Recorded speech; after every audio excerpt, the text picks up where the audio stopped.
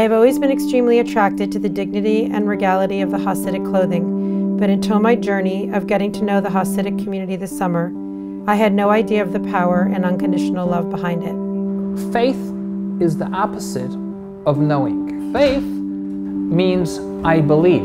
Being Jewish myself, albeit a non-traditional one, I was always deeply curious about what was behind the Hasidic dedication to a life that is free of the influences of pop culture.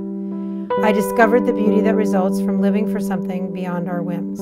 There's the body just wants to have a good time. Then there's a spiritual side of us that wants to do what's right, and we're in the middle, always being pulled. I learned about what it means to stand alone from the larger culture and dress, and yet to coexist together with a community in solidarity of beliefs. When I walk down the street, am I aware that I am different? Of course I'm aware, because I'm dressed differently.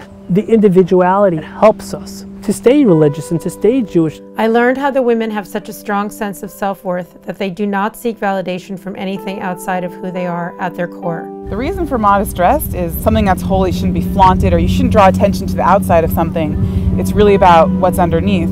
Despite my enthusiasm, I came across a lot of judgments while making this video. Many people assumed that Hasidic women are jailed and oppressed. What I uncovered was quite the opposite. Jewish women were kind of the biggest feminists there are out there. Yeah. Judaism creates space for women to tap into what might not be popular right now, but what is innate, the creative power of bearing children. While the secular culture is confused by the difference between porn and intimacy, the Hasids are not. On the law books of Judaism, your husband is committed to providing all your physical needs and your sexual pleasure. The journey of shooting this video has rocked my world as I have become aware of the things within myself that are part of a heritage that is integral to who I am. I've also grown to recognize the importance of the many traditions and rituals that have been thrown away in our very secular material world.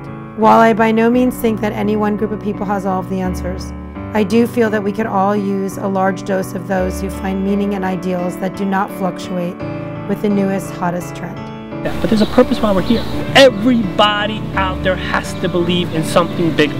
Human beings need community. There are people who are alone, and we're not.